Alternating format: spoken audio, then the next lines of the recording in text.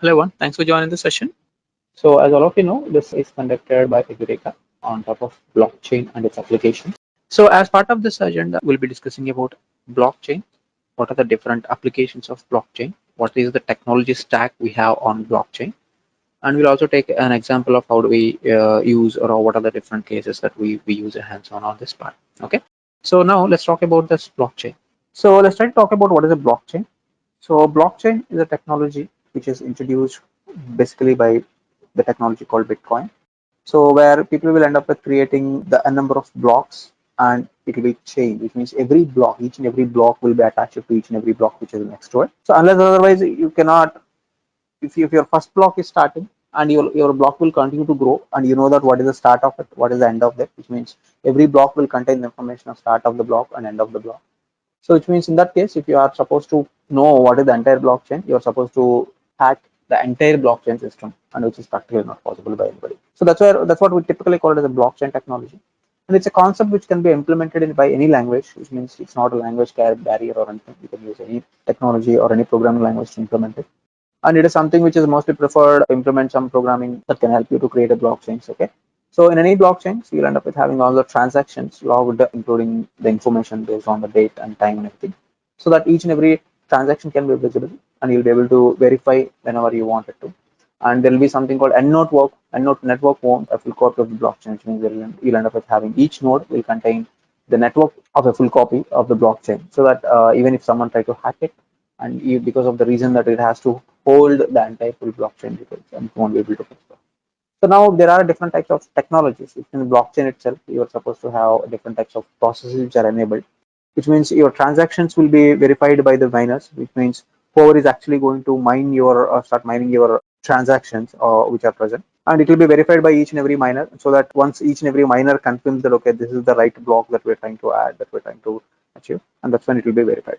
And if at all there is any attempt which someone is trying to make a corruption or anything, obviously you may not be able to go and get all the information for all the blocks, and obviously it will start fading, so that nobody will be able to add or either break anything as part of the chain, because any transaction can be enabled only by verifying all the transactions as part of the chain, right?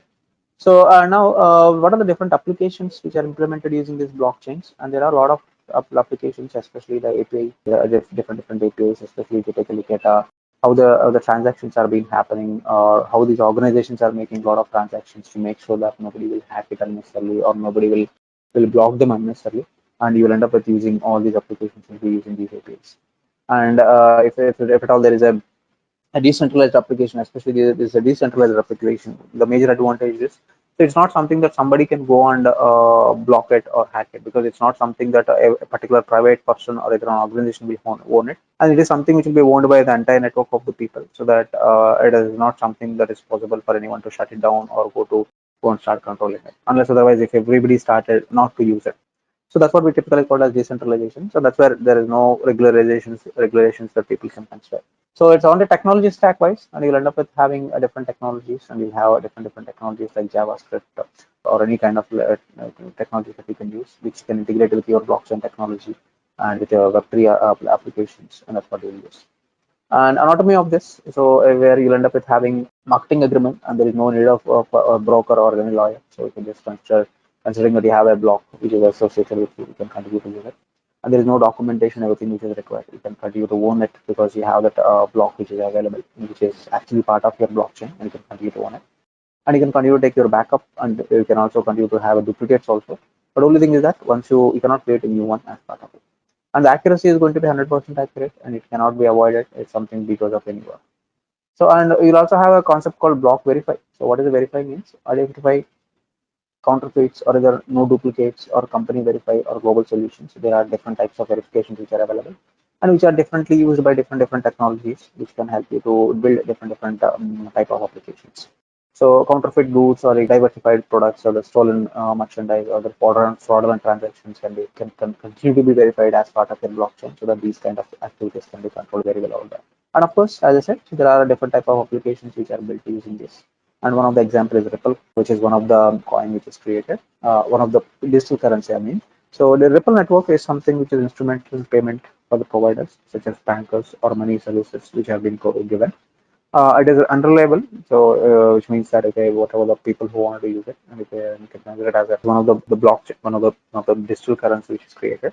It's inexpensive, it's very expensive, and it's also slow because of the reason that it is slow in terms of processing and anything. And it may not be that easy for people to hack it because you may have to verify all the transactions.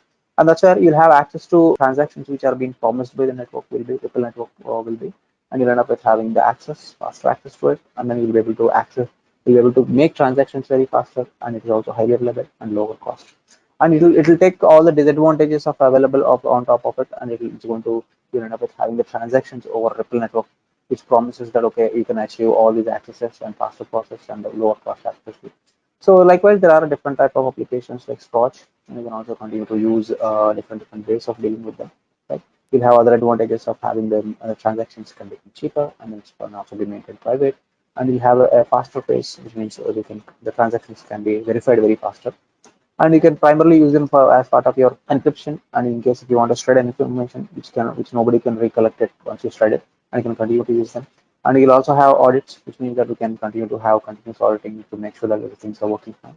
And it's also highly distributed, which means when you say distributed means that obviously you can continue to scale it up to an extent.